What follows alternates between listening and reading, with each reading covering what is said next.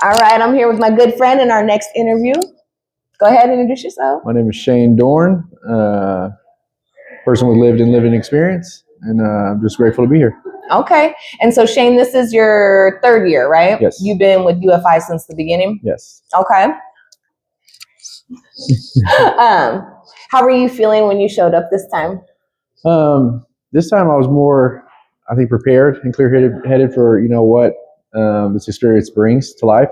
I remember back like my first year, like I didn't know what it was going to offer. Like I was really early in recovery and didn't know what like a healing summit really meant, even what true healing meant.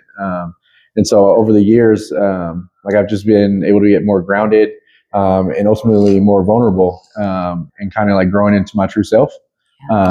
And so it's just been beautiful to watch over the years the way I show up in this space from the beginning to now. Yeah, I love that.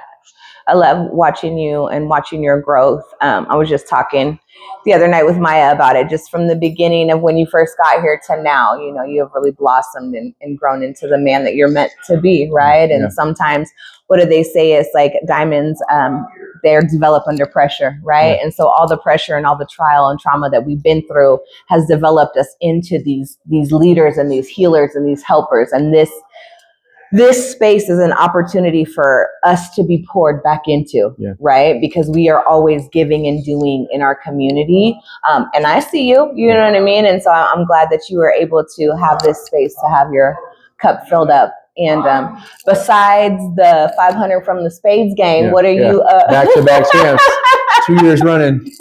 What are you taking home with you? Just a sense of relief. I got a lot going on in life and really trying to show up for my children to the best of my ability and be a father to them. And so my cup is full, like just having that reset, because the day-to-day back home is like I'm pouring a lot into other people and I carry a lot of their weight on me. And like this just gave me a chance to like reset and release all that and then look at the things that I'm trying to heal from. Because I battle a lot of that, like especially with my children, like because I was gone for so long, and trying to re-engage with them. And so when it's like I want it to be my way, you know what I mean? But I have to understand like they have their own process in their own lives now, and so like I have to let them be who they are. And maybe that's not saying it right, not let them be, but allow them to have their own space and just show up and continue to let them know that I'm here.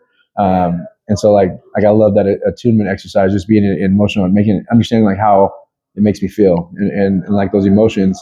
And even though it's hard to go through those emotions, like I know that's not like the end all be all. The goal is to have those relationships rebuilt. And I allow them to have their own time to make those things work. And just knowing that, hey, Dad's here. I'm always going to be here. But it also shows, or I have to continue to be consistent because I've said those things to them before and I didn't follow through. But the life I have today, I just continue to work at it. Knowing that my recovery comes first, and I have to do those things in order to be able to continue to show up for them. Yeah. So I love this experience. I love the people here. They've all become family, and just being able to engage with them and get vulnerable and share about the things that we're feeling and just really heal it's a beautiful experience. Yes. Yeah, that's beautiful, Shane. I love you for sharing that with us. And Shane will be co-facilitating the Supporting Our Peers Through a Biracial Lens at the OPAC conference in Sun River in November. If you are not registered, please register. It is going to be a very powerful workshop led by myself, created by myself. And so just check us out. And Shane, it's a pleasure as always. You have become my family, one of my dearest friends, and I just love you. And I'm glad we got to be here together. So thank you. Love you. Yeah, thank you. Thank you.